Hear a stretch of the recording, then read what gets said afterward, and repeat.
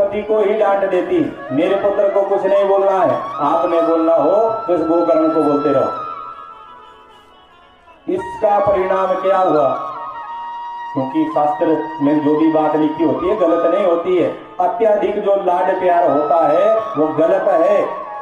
यदि आप भी अपने बच्चों को अत्यधिक लाड प्यार में ही रखोगे, आने वाले समय में पतन ही होगा।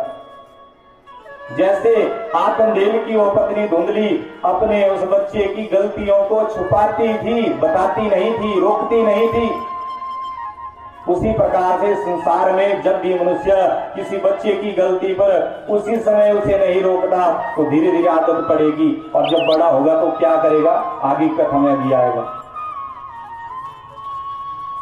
तो धुंधुकारी ने क्या किया, धीरे धीरे युवावस्था में जाने लगा, बड़ा होने लगा, तो उसकी जो गलतियां जिनके ऊपर पर्दा पड़ता रहता था वो अब गलतियां बढ़ने लगी। दूसरी ओर जो गोकर्ण जी थे, पिता की संगत में रहे तो छोटी ही आयु में कहते इन्होंने समस्त शास्त्रों का अध्ययन कर लिया, उन्हें कंठस्थ कर लिया, सब कुछ शास्त्रों का इन्हें ज्ञान प्राप्त हो गया।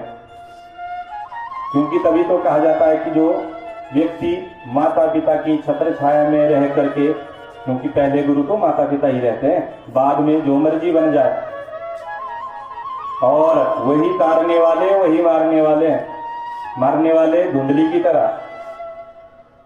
तो धुंधली नहीं बनना है, कहने का अर्थ यही है, जब भी आपका बच्चा जिस समय भी गलती करने लग जाए उसी समय रोक लो, क्योंकि आज छोटा है, आपकी बात जिद तो करेगा लेकिन समझ जाएगा, लेकिन जब बड़ा हो जाएगा तो आपकी बात नहीं मानने वाला। बोलिए श्री कृष्ण भगवान की जय हो। तो अब आत्मदेव जी के दो पुत्र कहे गए, जिसमें एक धुंधुकारी, जो धुंधुकारी दुष्ट कपटी बना, बड़ा होकर के दुष्ट कपटी दुराचारी व्यसनी नीच कर्म करने वाला और दूसरों के धन को चुराने वाला आत्मदेव जी का वह पुत्र बड़ा ही व्यसनी बन गया, अर्थात बुरी संगत में फंस गया। दूसरी ओर गोकर्ण जी महाराज बताया भी समस्त शास्त्रों के वह जानने वाले, कंठस्थ करने वाले और आचार प्रचार करने वाले और सनातन धर्म में भगवान जी की भक्तिमय दिव्य कथाओं को जानने वाले बने और भगवान जी का उन्होंने प्रचार किया तथा स्वयं संन्यास धारण भी उन्होंने कर लिया था, क्योंकि इतना उन्हें ज्ञान प्राप्त हुआ कि उन्होंने संन्यास ही धारण कर लिया कि जीवन में कभी विवाह नहीं करूंगा। अब दूसरी ओर एक दिन की घटना यह घटित हुई, अब एक पुत्र तो हो गया बहुत ज्यादा विद्वान, दूसरा दुराचारी, लेकिन अब आत्मदेव जी को कैसे पता लगे मेरा दोनों पुत्र अच्छे हैं एक गलत है, क्योंकि कुछ भी होता है तो पत्नी रोक देती है, आपने मेरे पुत्र को कुछ नहीं बोलना। एक दिन जब नगर में आत्मदेव जी गए हुए थे तो किसी व्यक्ति के हाथ में अपनी सोने की अंगूठी देखी, जो कि कुछ समय पहले चोरी हो गई थी। तो चोर चोर कह करके उन्हें पकड़ के मारने लगे, तो उन्होंने कहा आत्मदेव जी को, दूर हट जाओ, मैंने कोई चोरी नहीं की, आपके पुत्र ने ही मुझे बेची है। क्या आपको पता नहीं, आपका जो पुत्र है जुए इत्यादि में आपके घर का सामान ला ला करके बेचता है और जुए में हारता रहता है। क्या आप जानते ही कैसे पिता हुआ? क्योंकि जब भी कुछ गलत होता है पहले माता पिता को ही पूछा जाता है। तो कहने लगे मुझे तो यह पता ही नहीं था। तो उन्हें लोगों से यह ज्ञान प्राप्त हुआ कि आपका बच्चा अभी से नहीं, जब छोटा था तब से ही ऐसे कार्य करता था, आज तो इतना बड़ा बुरी संगति में फंस चुका है, बाहर नहीं आ सकता। अब आज आत्मदेव का जो इतने दिनों का जो क्रोध था वो शांत रखा था, छुपाया था, दबा के रखा था, आज बाहर निकल गया कि आज उस पुत्र को नहीं छोड़ूंगा।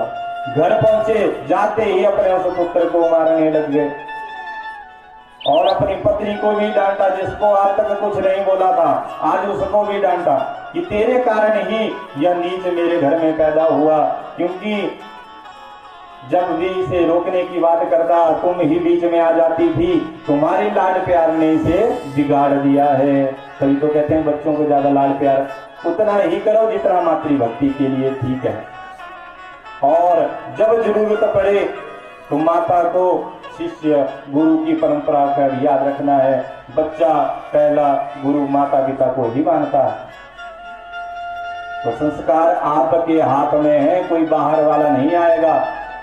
ये सोच के रखा होता है सभी ने, बच्चे हो गए पैदा कोई बात नहीं, बड़े हो गए कोई बात नहीं, फिर स्कूल वाले देखते रहे, कॉलेज वाले देखते रहे। जब तक कॉलेज वाले की सोचते हैं वहां जाकर के फिर बिगड़ जाते हैं। शुरू से ही प्रथम चरण से ही ध्यान दिया होगा हर कौन चीज गलत है, कौन बुरी है या कौन अच्छी है, यह सब कुछ बताया होगा। तभी जाकर के बच्चों के शरीर में बात आई, अच्छा ये नहीं करना है, माता पिता ने मना किया है, माँ ने मना किया है, ये गलत काम होता है, मैं नहीं करूंगा। जब बच्चे बोलने लग जाएंगे वही तो संस्कार है। तो जब आत्मदेव जी ने अपने पुत्र और अपनी पत्नी के उस समय डांटा तो उन दोनों ने एक दूसरे की ओर देखा, विचार किया, रोज रोज की इसकी किरकिट चलती रहती है, चलो आज इसका खेल ही खत्म कर देते हैं। दोनों ने आज आत्मदेव जी को खूब मारा, मिल करके उस पत्नी ने और उस पुत्र ने मिल करके खूब मारा। इतना उन्हें आत्मदेव जी को मारा उन्होंने कि वो चल फिर भी ना सके। तो बड़ा दुखी हुआ और इतना ज्यादा दुखी हो गया कि उसकी आत्मदेव जी की यह इच्छा हो गई, इस जीवन से तो मर जाना ही अच्छा है। तो मरने का विचार पैदा कर लिया कि मैं तो इससे मर ही जाऊं। जब मरने का विचार मन में उठा तो किसी को, कोई भी व्यक्ति जब ऐसा इच्छा करता है, मन में ऐसी भावना जागृत होती है तो बताता थोड़े है किसी को। तो एकदम से घर से निकल गए, चला जाऊंगा कहीं जाकर के मर जाऊंगा। लेकिन गोकर्ण जी जो त्रिकालदर्शी बन गए थे, इतना ज्ञान उन्होंने अर्जित कर लिया था, पिता का चेहरा देखते उन्हें ज्ञान प्राप्त हो गया कि ये मरने जा रहे हैं। तो जाते हुए अपने पिता को दौड़ते जाकर के पकड़ा, रोका और कहा, पिताजी क्यों जा रहे हो मरने, क्या मिलेगा मर के, किसके लिए तुम मर रहे हो। तो बताया कि तुम्हारी माता ने, तुम्हारे भाई ने बड़ा मारा, मैं तो समझाने की बात कर रहा था, लेकिन उन्होंने इतना मारा है कि मेरा जीवन से ही नाता वो छूट गया, अब मैंने नहीं जीना। जब यह भावना बाहर निकली तो गोकर्ण जी कहते हैं, आप इतनी चिंता क्यों कर रहे हो, चिंता करने की तो इसमें कोई बात ही नहीं है। तो आत्मदेव जी कहते, मेरे शरीर में देखो कितने जख्म पड़े हैं, कितना मुझे कष्ट हो रहा है, तुम कहते हो चिंता करने की जरूरत नहीं। तो कहते संसार का, मैं गोकर्ण जी ने कहा कि संसार का यह माया जाल है जिससे मनुष्य घिरा रहता है। आप तो बच गए, क्योंकि भाई बहन पुत्र पत्नी इत्यादि में ही संसार भटकता रहता है और भगवान जी को भूल जाता है। अरे अब तो आपके पास समय आ गया, अब आप भगवान जी के चिंतन में लग जाओ, क्योंकि यह मनुष्य शरीर जो आपको मिल गया है, पूर्व जन्म का कोई पुण्य कर्म रहा होगा, बार बार तो मनुष्य जन्म नहीं मिलता। ऐसे ही किसी को मनुष्य शरीर प्राप्त नहीं होता। यदि आपको मिल गया है तो जो दुख भी आया है तो ये सोचो कि भगवान जी ने हमारे उद्धार के लिए ही यह दुख भी हमें दिया। तभी तो कहते हैं जो भी भगवान जी की शरण में चलता है तो आशीर्वाद मिलना शुरू नहीं होता, पहले दुख मिलना शुरू होता है, क्योंकि जो दुख है वही हमारी परीक्षा है। अब ये मान के नहीं चलो आज हमने इस मंदिर के दर्शन किए, कल दूसरे के किए, परसों कहीं किए, अरे इतने मंदिर मैंने घूम लिए, आज तक मेरी मनोकामना पूरी नहीं हो रही है। अरे भगवान जी पहले परीक्षा लेंगे, जो पात्र होगा उसी को आशीर्वाद मिलेगा, हर किसी को थोड़े बांटा जाएगा। तो आपको पात्र बनना ही होगा। पात्र केवल वही है, भगवान जी का मार्ग भी वही है। जो मनुष्य भगवान जी को चाहे, मुझे भगवान जी प्राप्त करने हैं, पहले खुद भक्त बनना पड़ेगा। यदि आप खुद भगवान बन के जाओगे तो फिर कैसे भगवान की प्राप्ति होगी। जैसे भोलेनाथ कहते हैं, भोलेनाथ जी को, शंकर भगवान जी को सभी कहते हैं, तो कहते हैं बड़े भोले भाले हैं, बोलते हैं ना। अरे भगवान नहीं है भोले वाले, जो मनुष्य अपने शरीर के सभी प्रकार के दुर्गुणों का त्याग कर देते हैं, जब अपने अहंकार का नाश कर देते हैं, तब जाकर के जब जैसे एक भोला भाला आदमी होता है ना, सच्चा पक्का आदमी, भोला भाला जिसको हम कहते हैं, ऐसा मनुष्य जब बन जाता है उस भाव के साथ जब वो भगवान जी को पुकारता है तो भगवान जी को आना ही पड़ता है। तो ऐसे उन भोले मनुष्यों के जो नाथ है उन्हें तो भोलेनाथ कहा जाता है। इसी प्रकार से श्री कृष्ण भगवान जी हैं, इसी प्रकार से विष्णु भगवान है, इसी प्रकार से श्री राम जी हैं, इसी प्रकार से आपके कुल देवी कुल देवता है, सिर्फ नाम अलग हो गए हैं लेकिन है तो वही स्वरूप, परमात्मा का वही स्वरूप है। उनके शरण में जाने का वही एक उपाय है। कोई अलग सा विधान थोड़े कि आप आज इस नगर में आकर के, इस गांव में आकर के कथा कर रहे हैं तो आज भगवान जी से मिलने का विधान अलग हो गया, कल दूसरे गांव में जाएंगे भगवान जी से मिलने का विधान अलग हो गया। नहीं, भक्त तो हर जगह बनना ही पड़ेगा।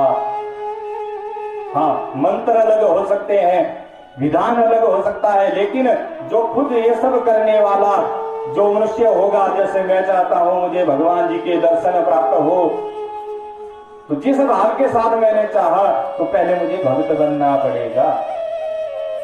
यदि अहंकार में चूर होकर के भगवान जी से कहूं, अरे अंदर मंदिर में बैठे हो, बाहर निकलो, मैं आया हूं देखो, तो इस भाव से प्रार्थना करने वालों का पतन ही होगा। अच्छा, सच्चे दिल से बोलना, अपने दिल पे हाथ रख के बोलना।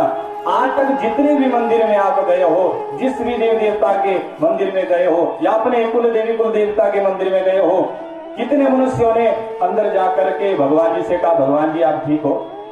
सच बताना, कितने लोगों ने कहा? नहीं कहा ना, भगवान जी ऐसा दे दो, भगवान जी वैसा दे दो, ये कर दो, वो कर दो। वैसे तो कहते हैं भगवान जी तो हमारे माता पिता है, माता पिता। कभी एक बार भी हाल चाल पूछा किसी ने? कभी बोला दिल पे हाथ रख के सच बोलो? नहीं बोला ना किसी ने। आगे को बोलेंगे, पक्का बोलेंगे। बोलो प्रेम से, जय श्री कृष्ण। बोलिए श्री कृष्ण भगवान की जय। तो अब आत्मदेव जी ने विचार किया, अच्छा पुत्र तुमने सच्ची बात कही, मनुष्य जीवन बार बार नहीं मिलता, अब तुम बताओ मैं करूं क्या? भगवान जी मुझे कैसे मिले, कुछ लोग बताओ। तो कहा वन में चले जाओ, वन में जाकर घोर तपस्या करो, तब जाकर के भगवान जी की प्राप्ति होगी। तो आत्मदेव जी कोई आम इंसान नहीं थे, महान विद्वान आदमी थे। तो कहने लगे, पुत्र बात तो तुम ठीक कह रहे हो कि जाओ वन में तपस्या करो, मोक्ष मिलेगा मोक्ष, लेकिन वन में जाकर मैं जाऊं, वहां जाकर के देखूं, ना जाने कितने वहां पर पशु पक्षी रहते होंगे। डरने की बात नहीं है, आज तक वो वन में ही रहे, उन सभी को तो मोक्ष मिला नहीं। मैं जब वन में जाऊंगा मुझे कैसे मोक्ष मिलेगा? मैं तो कुछ समय के लिए जाऊंगा, 1 साल के लिए, 1 वर्ष के लिए, 2 वर्ष, 10 वर्ष, लेकिन जो वही पैदा हुआ है वही उसकी मृत्यु हो जानी है वन में जाकर के ही। तो उन सभी को तो मोक्ष मिला नहीं, तो मुझे कैसे मिलेगा? अब तुम कहते हो कि जल में चले जाओ, जल में जाकर के ध्यान करो, तो जल में भी कितने सारे जीव हैं, उन सभी को तो आज तक मोक्ष मिला नहीं। तो गोकर्ण जी समझ गए पिताजी उनसे ज्ञान का उपदेश लेना चाहते, क्योंकि जब भी मनुष्य अपने संबंधियों को छोड़कर संन्यास धारण करना चाहता है उस समय एक गुरु बनाना पड़ता है, और ऐसा गुरु जिसके द्वारा संसारिक बंधनों से मनुष्य छूट जाए और केवल मात्र भगवान का चिंतन कर सके। तो इसलिए गोकर्ण जी ने अब उपदेश प्रारंभ किया। अरे पिताजी आप क्या बात कर रहे हो, जो पशु पक्षी वहां रहते हैं मनुष्य योनि में थोड़े हैं। आप जप कर सकते हो, तप कर सकते हो, ध्यान कर सकते हो, और जो पशु पक्षी हैं वो तो जप तप करने वाले हैं नहीं, ध्यान करने वाले हैं नहीं, भक्ति क्या होती है नहीं जानते, और केवल मात्र मनुष्य ही एकमात्र ऐसा प्राणी है जो बोल सकता है, भगवान जी का चिंतन कर सकता है, भगवान जी का स्मरण कर सकता है और भगवान जी को प्राप्त भी कर सकता है। तभी तो कहा गया 84 लाख योनियां जो है उनमें मनुष्य जीवन मिलना बड़ा ही कठिन होता है। तो अब सुखदेव स्वामी जी ये सारी कथा कह रहे हैं, तो कहते कि गोकर्ण जी ने जब यह सब उपदेश दिया तब भी कुछ शंका आत्मदेव जी के मन में रह गई, और अपने पुत्र को पुत्र पुत्र अभी भी कह रहे थे। तो गोकर्ण जी कहने लगे, अरे कैसा पुत्र, मैं आपका पुत्र नहीं हूं। क्यों नहीं हूं, क्या कारण है? अरे आप मुझे बताओ कि मनुष्य, आप भी ज्ञानवान हो, तो मनुष्य जीवन में कितने जन्म होते हैं? तो 80 लाख योनियों में भटकना पड़ता है, बार बार मनुष्य जन्म मिलता है। उसमें हे पिताजी, यदि मैं ध्यान लगा के देखूं तो ना जाने कितने जन्मों में आप मेरे पुत्र रह चुके हैं, और कितने जन्मों में आपका मैं पौत्र भी था। और इसी प्रकार से इस जन्म में देखो मैं आपका पुत्र हूं। किसी भी प्रकार से मनुष्य का जब भी जन्म होता है या जन्म के पश्चात जो क्रिया होती है, पूर्व जन्म का ही हर कुछ, हर वाक्य, हर कार्य निहित होता है। ब्रह्मा जी के लेख में पहले से ये सब कुछ लिखा जा चुका होता है। तो ब्रह्मा जी के द्वारा जब यह नीति लिखी गई है तो फिर इसको कैसे बदला जा सकता है? तो कहा, यदि आप ये भावना छोड़ दो कि मैं आपका पुत्र हूं, ये संसार वाले मेरे संबंधी हैं, ये मेरा रिश्तेदार है, ये मेरा भाई है, मेरा बंधु, सब भूल जाओ। केवल ये याद रखो कि मुझे परमात्मा से मिलना है, मुझे परमात्मा के दर्शन करने हैं, तब जाकर आपको मोक्ष मिलेगा। अब गोकर्ण जी की बात आत्मदेव जी को समझाई, और उन्होंने प्रेम भाव के साथ भगवान जी का वन में जाकर के भजन कीर्तन किया, ध्यान किया, सुमिरन किया, और सुमिरन के प्रभाव से कहते आत्मदेव जी को परम धाम की उस समय प्राप्ति हो गई। दूसरी ओर पीछे बच गया उसकी पत्नी, और बच गया उसका वो बालक। माता अब रोकने लगी जो आज तक रोकती नहीं। अब जब हद पार हो चुकी है, तभी तो कहा गया बचपन से ही आदत डालो संस्कार की, बाद में आप कहोगे तो कोई सुनने वाला नहीं मिलेगा। अब धुंधली कहने लगी, पुत्र तू मेरा पुत्र है, मेरी बात मान, ये गलत काम छोड़ दे, ऐसा काम करने से कल्याण नहीं होगा, समस्त धन तूने नाश कर दिया। तो पुत्र क्या कहता है, ज्यादा बोलोगी तो तुम्हें भी पिताजी की तरह मार दूंगा। अम्मा तक चुप हो गई। लेकिन एक दिन जब उसके यह कुकृत्य बढ़ते ही गए, तब माता को बहुत क्रोध आया और कहने लगी, अरे पुत्र निकल जा मेरे घर से बाहर, मेरा घर है, मेरे पति ने यह घर बनाया है, चला जा मेरे घर से बाहर। तो पुत्र ने विचार किया, अगर माता मुझे बाहर निकाल देगी तो ये रुपये, पैसा, धन, ये सब कुछ छिन जाएगा। तो समय अपनी माता को कहते घर के अंदर ही कुआं था, बांध करके उस कुएं में ही डाल दिया, जहां वह मृत्यु को प्राप्त हो गई। और मृत्यु के प्राप्त होते ही वह भी प्रेत योनि में चली गई। मोक्ष कहां से मिलना, कौन सा अच्छा उसने कार्य किया, मोक्ष नहीं मिलना। दूसरी ओर जो यह धुंधुकारी था, अब घर में वैश्यों के साथ जब रहता, धीरे धीरे धन का नाश होने लगा। उन वैश्यों ने भी एक दिन क्या किया, उसका मन इत्यादि भ्रमित कर दिया। कहने का क्या, उसको कहा ये सारा जमीन जायदाद जो धन दौलत है सब कुछ बेच दो, धन इकट्ठा करो, हम कहीं दूसरे नगर में जाकर बड़ा सा व्यापार करेंगे और सारा धन तुम्हारे पास ही रहेगा। तो प्रेम जाल में फंस करके उसने अपने जितना भी धन वैभव था सब कुछ बेच करके धन इकट्ठा किया। अब इन वैश्याओं ने क्या किया, धन का लालच इतना हो गया कि उस धुंधुकारी को वो बांध दिया, घर के कमरे में ही बांध दिया, और मुख के अंदर कहते जलते हुए कोयले डाले ताकि चीख ना सके, जिससे उसका पूरा मुंह जल गया। अब इसके पाप कर्म थे जो भी इसके ऊपर घटित होने वाले थे। विचार किया बाहर ले जाएंगे तो पता लग जाएगा, तो घर के अंदर ही गड्ढा खोदा, उसी में उसको डाल दिया और मृत्यु के पश्चात भयंकर प्रेत बन गए। जब वह प्रेत बना और इस प्रकार के उसके दुष्कृत्य थे, गोकर्ण जी बड़े ही दयालु स्वभाव के थे, उन्हें ज्ञान प्राप्त हो गया कि मेरा वह भाई था जैसा भी था, मेरी वह माता थी जैसी भी थी, उनके उद्धार के लिए कहते गोकर्ण जी महाराज गया जी में गए, गया में जाकर के पिंडदान किया जी उनके लिए किया। और घर लौटकर जब वापिस आए, जैसे घर के अंदर प्रवेश किया तो क्या देखते कि घर के अंदर प्रवेश करते ही उसका वह भाई जो प्रेत बन चुका था, भयंकर प्रेत बन गया था, वह प्रेत अब भयानक रूप दिखाने लगा अर्थात डराने लगा। बोलिए श्री कृष्ण भगवान की जय। तो सबसे पहले जैसे ही गोकर्ण जी का घर में प्रवेश हुआ तो एक बकरा उसे दिखाई देने लगा, छोटा सा, थोड़ी देर बाद बड़ा हो गया, थोड़ी देर बाद और बड़ा हो गया, विशाल काय बन गया।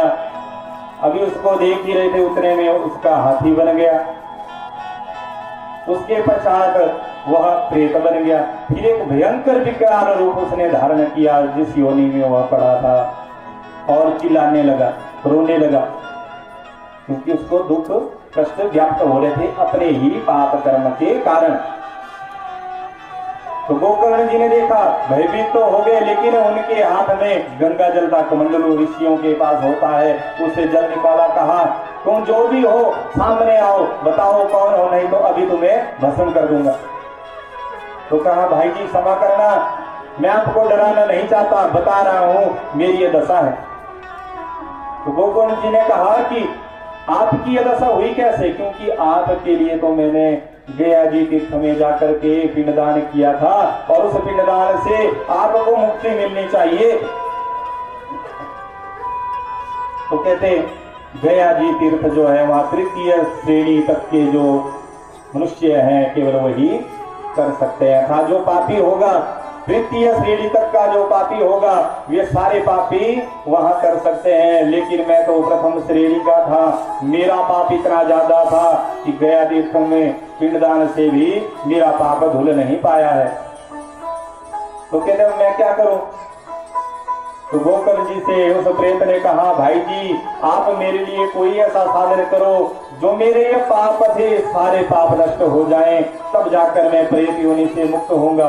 तो आप तो अनेक शास्त्रों को जानने वाले हैं, कृपा करके कोई ऐसा उपाय आप जानो या जानते हो तो उससे मेरा उद्धार करो।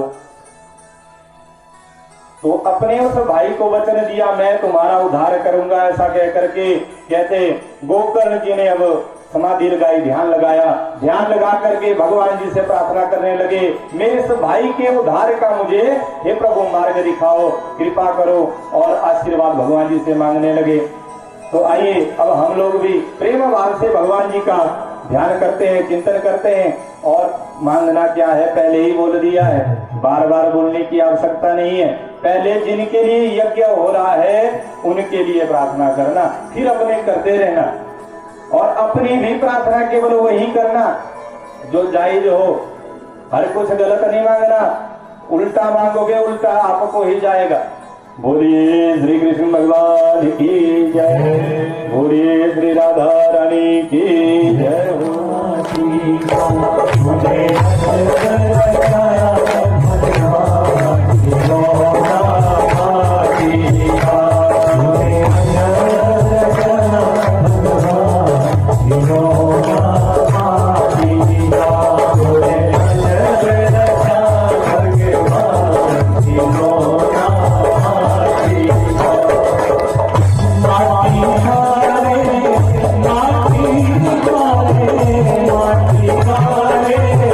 माटी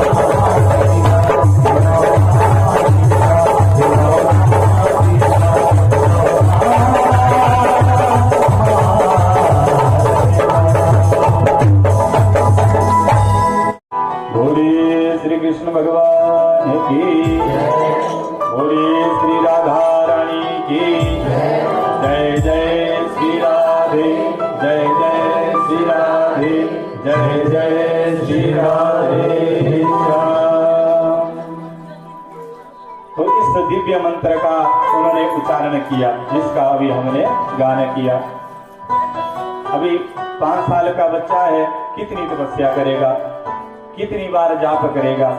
छोटा सा तो बालक था, अभी 1 मिनट भी व्यतीत नहीं हुआ होगा।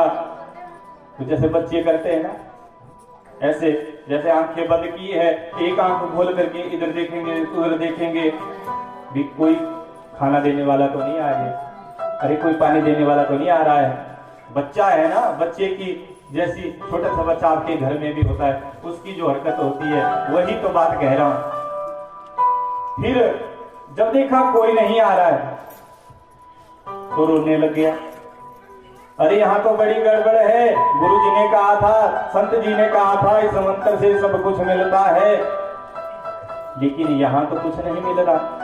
मैंने तो बड़ा जाप किया, जैसे हम आप लोग भी करते हैं, एक माला भी पूरी नहीं करते, थोड़ा सा भगवान जी का नाम ले लिया और क्या बोलते हैं, अरे इतना तो जाप कर लिया आपके लिए, हमारे दुख दूर करते ही नहीं हो। जैसे आप साहब लगे हो उनके आगे। भगवान है भगवान, पहले खुद भक्त बनो तब जाकर उद्धार होगा। समझने की बात है केवल मात्र। तो बच्चे की उस समय की घटना यह हुई, देवशीनाथ जी कहते बच्चा था, कोई इधर उधर देखा, जब कोई नहीं दिखा रोने लग गया, रोते रोते भी चुप हो गया। भूख लगी थी, भूख में आदमी कितनी देर रोए, प्यास लगी थी कितना चीखे। तो कहते विचार किया, अच्छा लगता है जो मंत्र का जिसका मैं उच्चारण करना हूं, इस मंत्र से जो खाना लाने वाला होगा वो कहीं छुप के बैठा है और चाहता है कि जो सारा भोजन है, सारा जल है, वो अकेला ही खा जाएगा, मुझे नहीं देगा। जैसे बच्चे बोलते हैं कि ये सब कुछ मुझे ही दे दो, जो भी खाने की वस्तु आप देते हो ना, तो बच्चे कहते हैं कि ये सब कुछ मुझे दे दो। देवशीनाथ जी कहते हैं कि मुझे नहीं देने की इच्छा शायद लगता उस व्यक्ति की है, और मंत्र को मैं उच्चारण कर रहा हूँ, बुला तो रहा हूँ, और उस मंत्र के द्वारा पानी भी आ गया होगा, भोजन भी आ गया होगा, लेकिन वो देना नहीं चाहता होगा। तो जोर से जैसे बच्चे कहते तो कहते क्या तुम मुझसे बचना चाहते हो और ये जल और ये भोजन खुद खा जाना चाहते हो?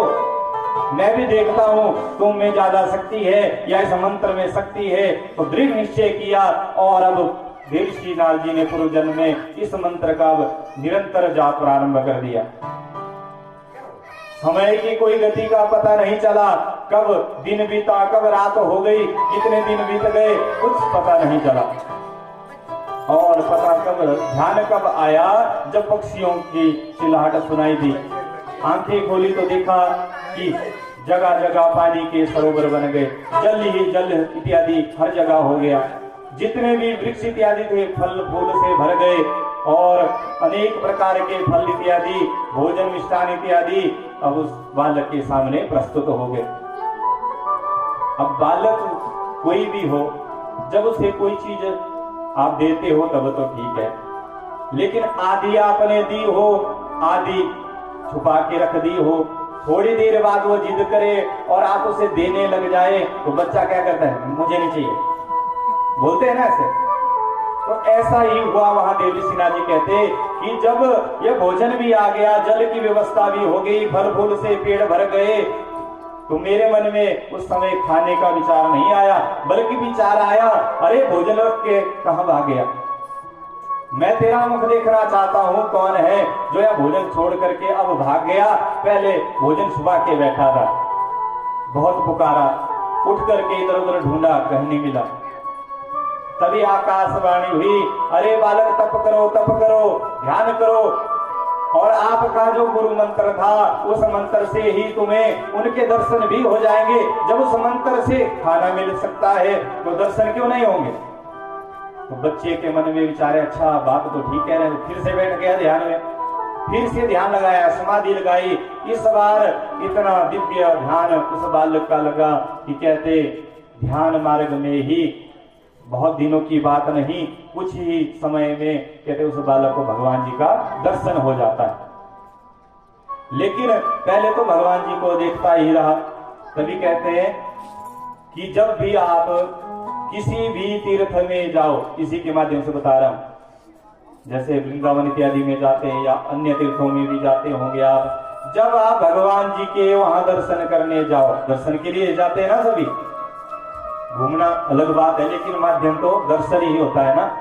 तो जब आप भगवान जी के सम्मुख वहां पहुंच जाते हो, भगवान जी आपके सामने हैं, तो याद रखना मेरी एक बात को, जो भी जाएंगे या गए होंगे या दोबारा जाएंगे, जब भगवान जी के पास आप पहुंचे तो वहां जाकर के आंखें बंद करके नहीं बैठ जाना, क्योंकि वहां दर्शन करने गए हो। आंखें तो घर से बंद करके भी आप कर सकते थे, घर से कर सकते ना, ध्यान किया। जैसे मैं वृंदावन गया हूं तो मैं आंखें बंद की, राधा रानी के दर्शन हो गए, कृष्ण भगवान जी के दर्शन हो गए, जैसा स्वरूप हमने देखा होगा वैसे दर्शन घर से भी हो जाते हैं। लेकिन जब आप वहां पहुंच गए, वहां दिव्य दर्शन करने आप गए, ये तो दूर की बात है, अपने कुल देवी कुल देवता के मंदिर आप गए हो, तो वहां जाकर के पहले आंख खोल करके पहले उनके दर्शन करने।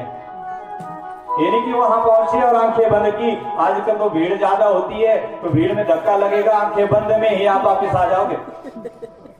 सच्ची बात बोल रहा हूं, कोई झूठी बात नहीं है। तो इस भागवत के माध्यम से आपसे कह रहा हूं, जब आप किसी देवस्थान में जाओ तो आपका लक्ष्य तो ये था, घर से दर्शन के लिए जा रहा हूं, लेकिन वहां जाकर के भी अब आंखें ही बंद करोगे तो माया जाल कैसे हटेगा।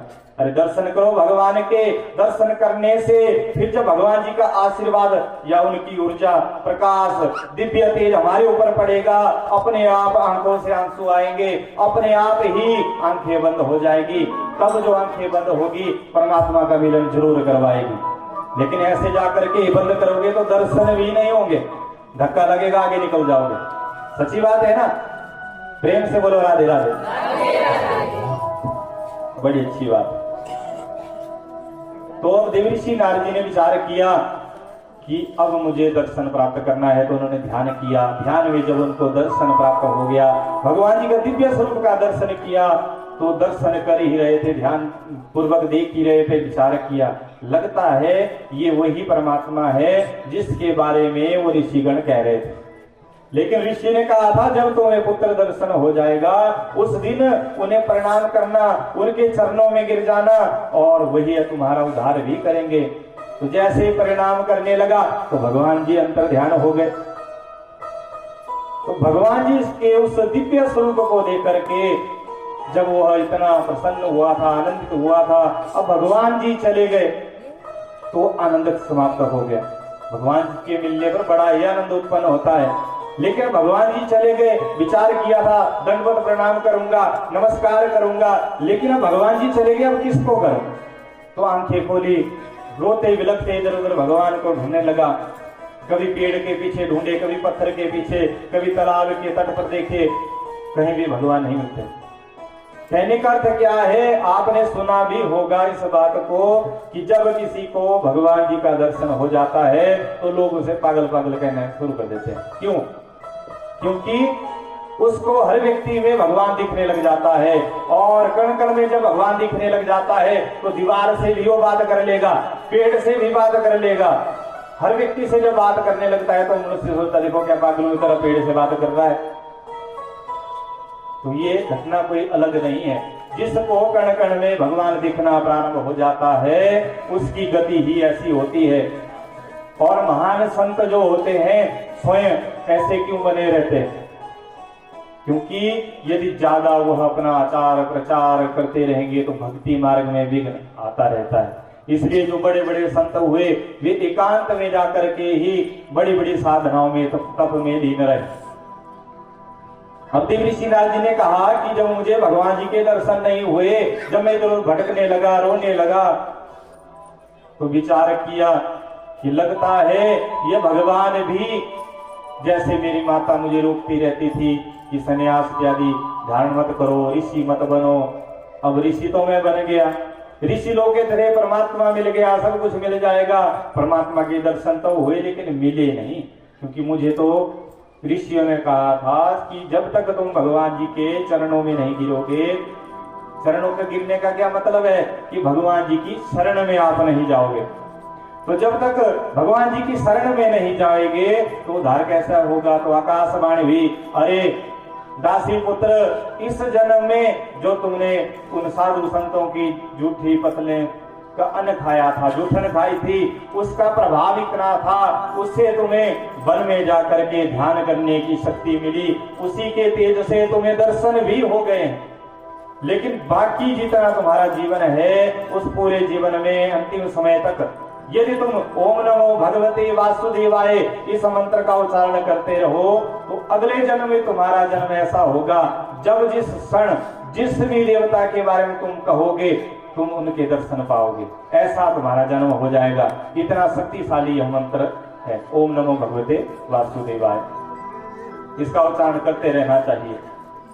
अब इसके पश्चात कहा गया कि देवऋषिनाथ जी ने सुन लिया, ध्यान किया, तप में लीन हुए और कहा कि वही दासी पुत्र जो भगवान जी के इस मंत्र का जाप करता करता मोक्ष को प्राप्त हुआ, फिर अगले जन्म में कहते हे वेद व्यास जी, अगले जन्म में मैं ही तो वह नारद हूँ जो अब जन्म लेकर के आया हूँ, जिस देवता की चाहता हूँ उस देवता के दर्शन पा लेता हूँ, जब समय लगता है विष्णु भगवान जी के पास जाता हूँ, जब भी ध्यान आता है भोलेनाथ का भोलेनाथ के पास, जब ध्यान आता है ब्रह्मा जी का ब्रह्मा जी के पास, संसार में भी क्षण मात्र में मैं पहुंच जाता हूँ, कण कण में भगवान जी रहते हैं। इसलिए जब अभ्यास करने से, मंत्र का अभ्यास किया था ना, तो अभ्यास करने से एक साधारण सा दासी पुत्र देवऋषि नारद बन सकता है। तो आपने तो 17 पुराण पहले से लिख रखे हैं, तो एक पुराण आपके लिखने की कोई बड़ी बात थोड़े। तो कहते देवऋषि नारद जी ने उनके हृदय पर हाथ रखा और भगवान जी का उन्होंने सुमिरन किया, और सुमिरन करते हुए ही कहते एकाएक संपूर्ण भागवत जी की कथा उनके हृदय में अवतरित हो गई। और मुख्य प्रथम में 4 श्लोक भागवत जी के उत्पन्न हुए हृदय में, जिनका जब विस्तार होने लगा, जब वे बढ़ने लगे, तो कहते संपूर्ण भागवत जी तैयार हो गई, जिसमें 18,000 श्लोक बन गए। इतनी विशाल काय यह भागवत जी की कथा बन गई। बोलिए कृष्ण भगवान की जय। इसलिए तो शास्त्रों में भी यही बात कही गई कि मनुष्य को कर्म नहीं छोड़ना चाहिए, अभ्यास करते ही रहना चाहिए, प्रयत्न कभी नहीं छोड़ना चाहिए, हार नहीं माननी है, चाहे कितना भी बड़ा से बड़ा दुख आ जाए। काम करते चलो, नाम जपते चलो, हर समय हर घड़ी कृष्ण कृष्ण गाते चलो, काम करते चलो, कृष्ण कृष्ण गाते चलो। जब भी कोई काम करेंगे, काम करते हुए, ये नहीं कि मेरे पास पूजा का समय नहीं, भक्ति का समय नहीं, जो भी काम कर रहे हो, काम करते समय भगवान जी का उच्चारण करते रहो, तभी का काम करते चलो, कृष्ण कृष्ण मुख से मन से जाप करते चलो। काम की वासना जो मन में बसी, काम की वासना जो मन में बसी, उसे तुम मिटाते चलो,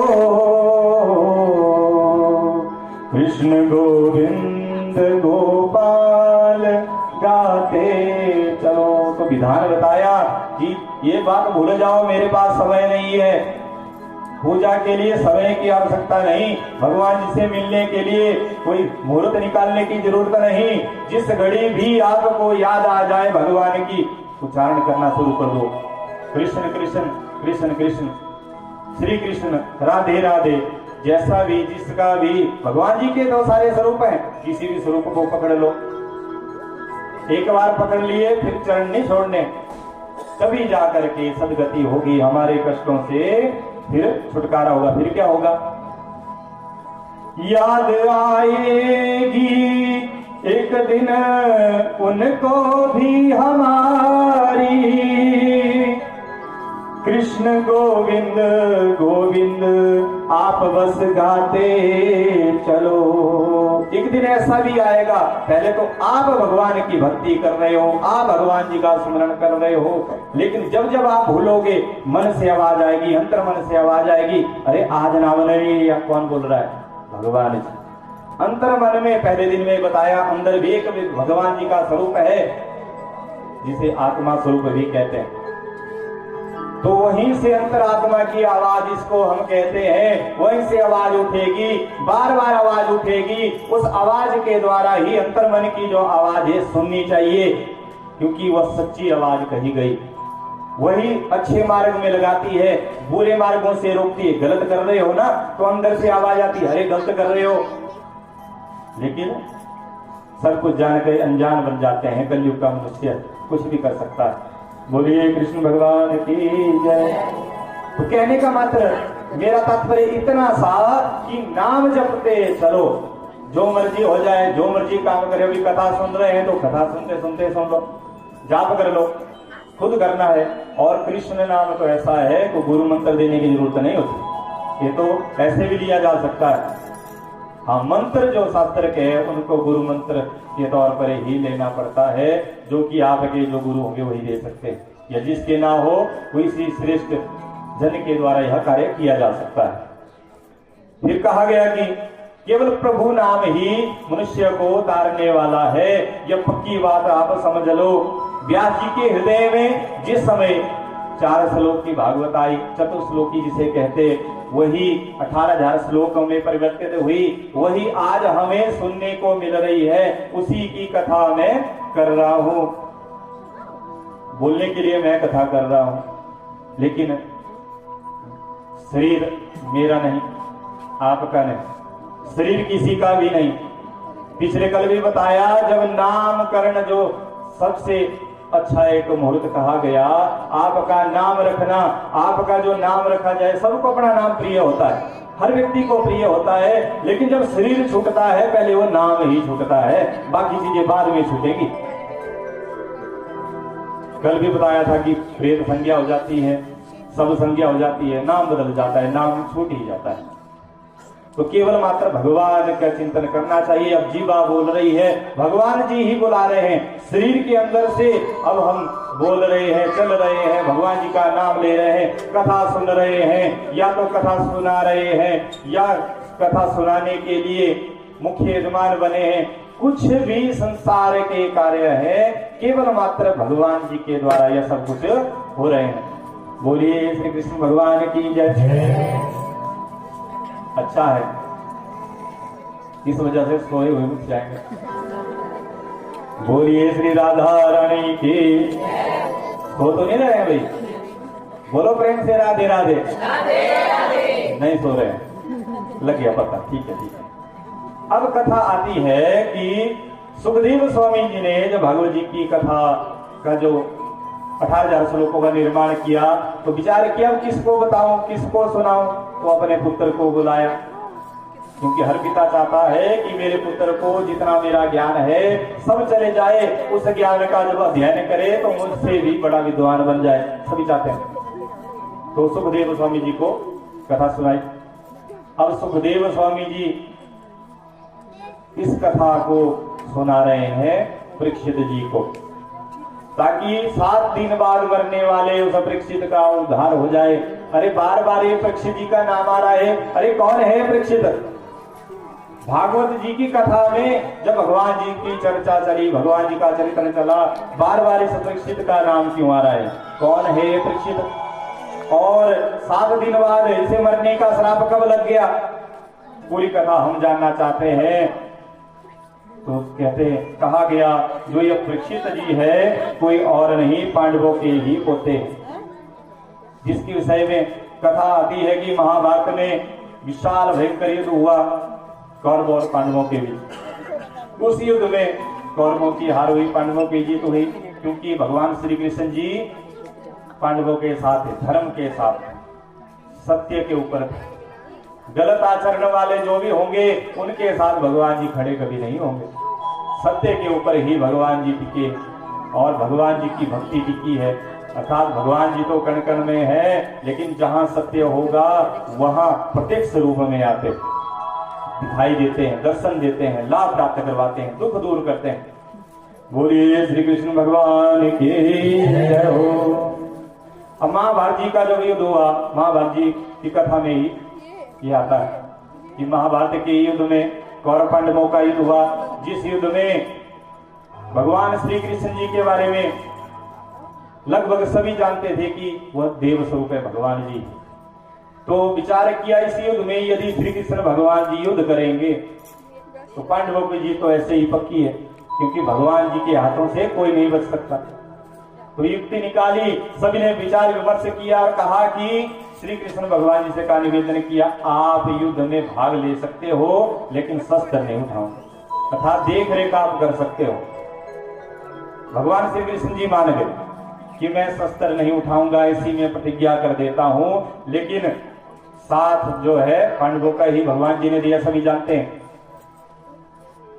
जब भीष्म पितामह जी को यह बात पता लगी कि ऐसी भगवान जी ने प्रतिज्ञा की है कि मैं कोई भी शस्त्र नहीं उठाऊंगा, तो उन्होंने भी प्रतिज्ञा कर ली कि मैंने यदि भगवान श्री कृष्ण जी को शस्त्र उठाने पर मजबूर नहीं कर दिया तो मेरा नाम भी भीष्म पितामह नहीं।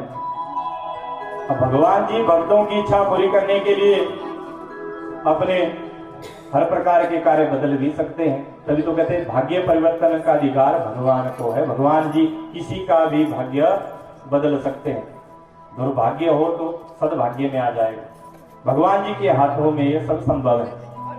तो कहते भीष्म पितामह जी ने जब प्रतिज्ञा की तो कहते रणभूमि में इस प्रतिज्ञा को आज पूरी करूंगा। तो कहते भीष्म पितामह ने इतनी घनघोर बाणों की वर्षा की कि उन बाणों की वर्षा से कहते अर्जुन के सिर का मुकुट तक उड़ गया, शरीर में बाजूबंद इत्यादि जो थे, कवच इत्यादि थे, वो टूट गए और अर्जुन का जो रथ का पहिया था वह भी टूट गया।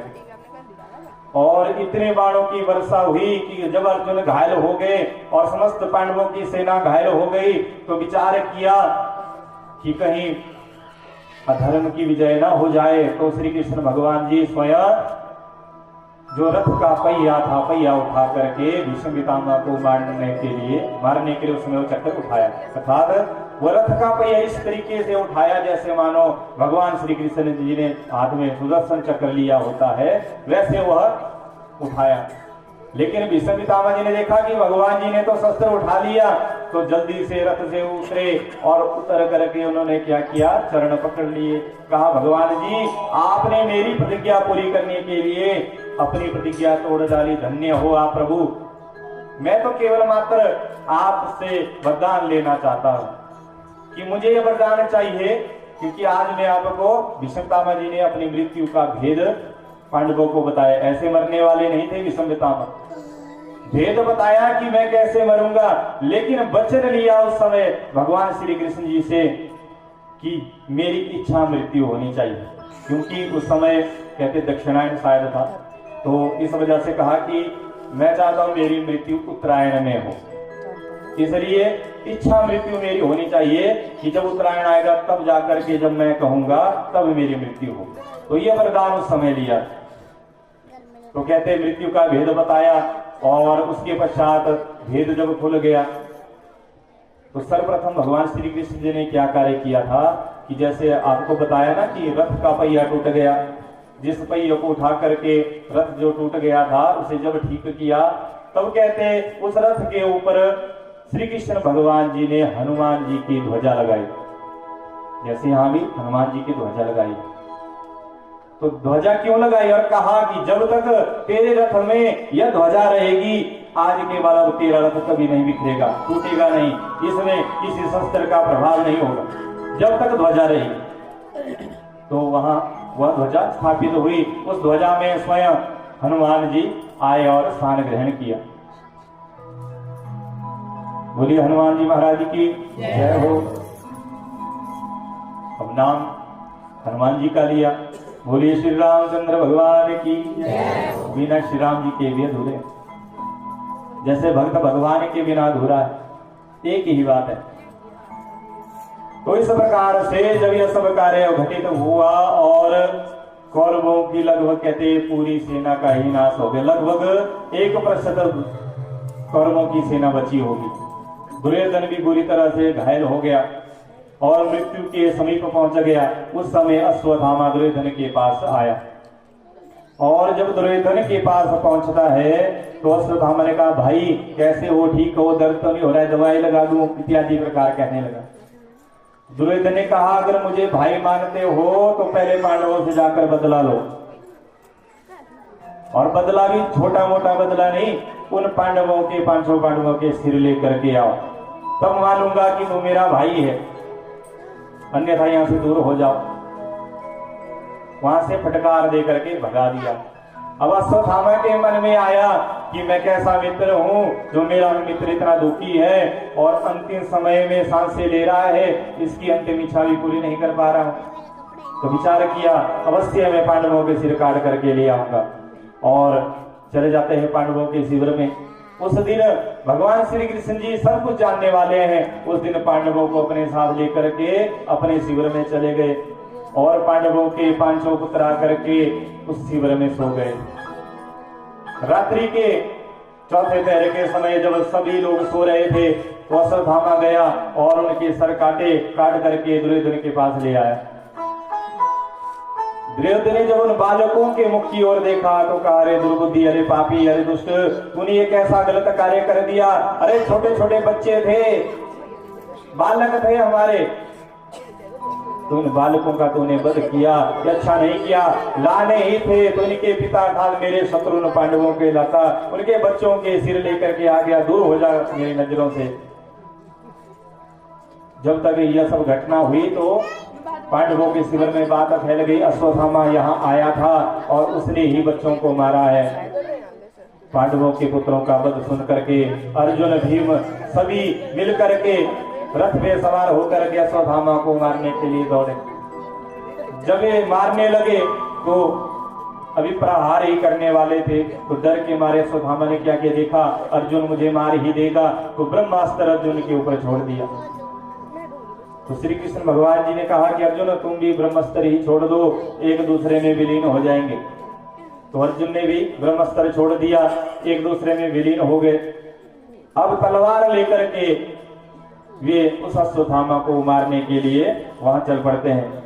लेकिन उस समय एक बात वहां घटित हुई कि द्रौपदा ने उन्हें रोक लिया और कहा कि आपको इसको नहीं मारना चाहिए।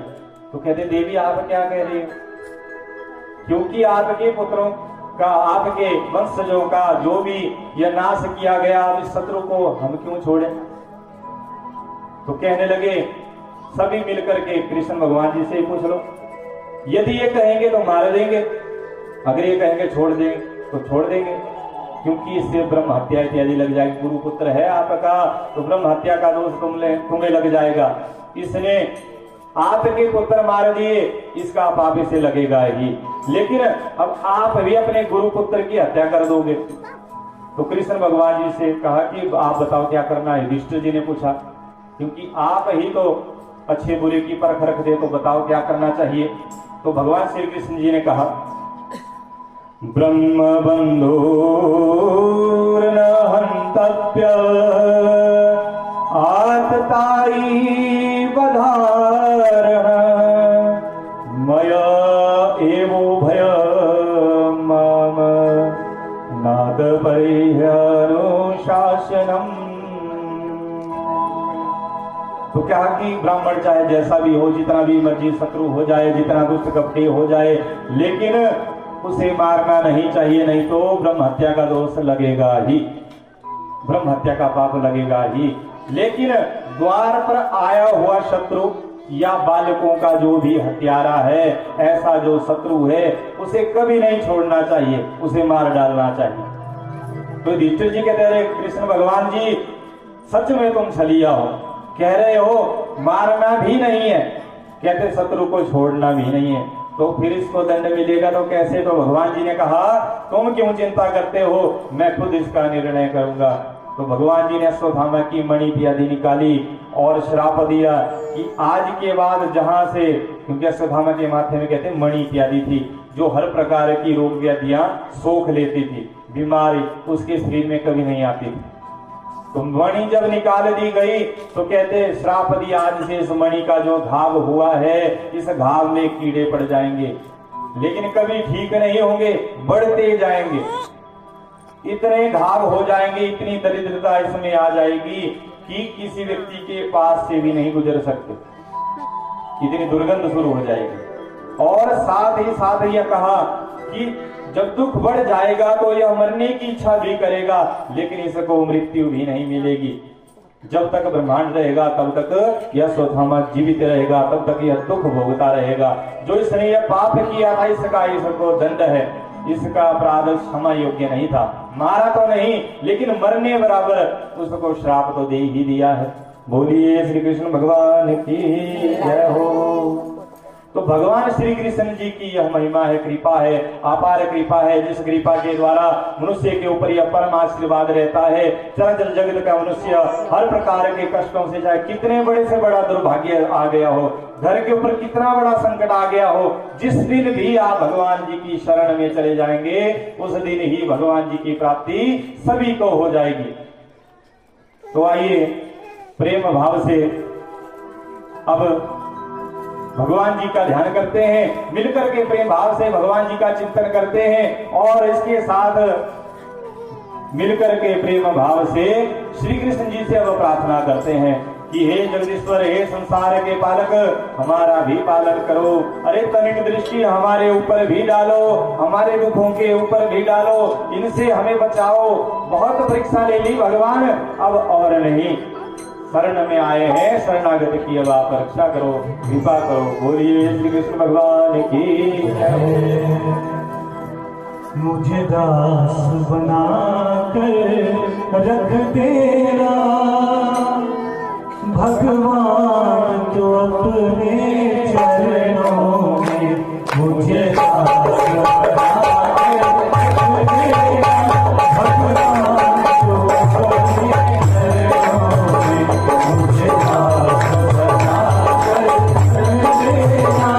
भगवान, तो अपने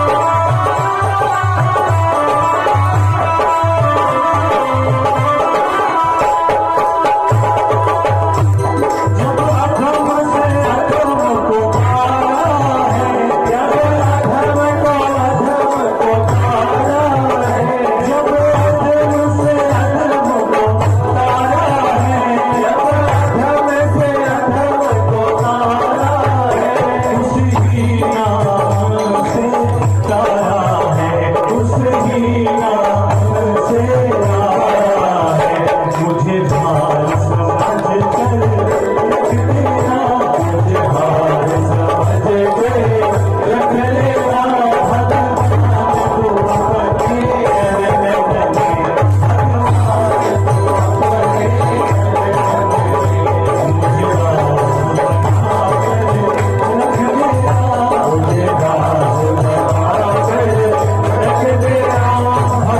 भगवान को अपने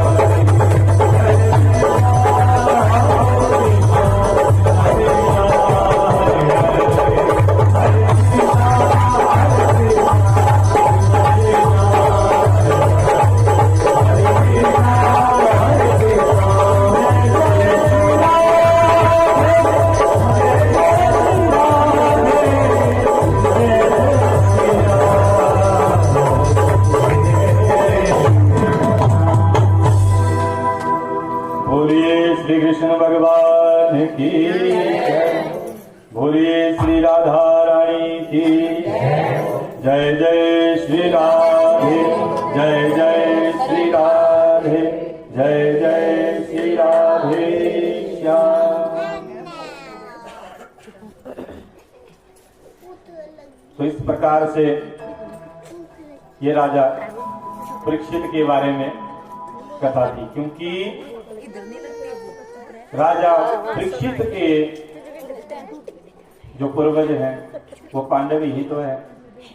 तो कहा गया कि अश्वत्थामा के साथ जब ये सब कार्य हुआ और फिर सभी भक्तों ने मिलकर के भगवान श्री कृष्ण जी से प्रार्थना की, हे प्रभु, हे चरत जगत के स्वामी, आप सबका उद्धार करो। जैसे शत्रुओं का आपने नाश किया, दुष्टों का नाश किया, संहार किया, भक्तों के ऊपर भी आशीर्वाद दो। तो अपनी मनोकामनाएं भगवान जी को अर्पित कर दी गई। अब इसके पश्चात क्या हुआ, जाते हुए अश्वत्थामा ने देखा मार तो मुझे कोई सकता नहीं, क्योंकि कह दिया मरने वाला तो मैं हूं नहीं। तो जाते हुए भी कहता है समस्त पांडवों का नाश करने के लिए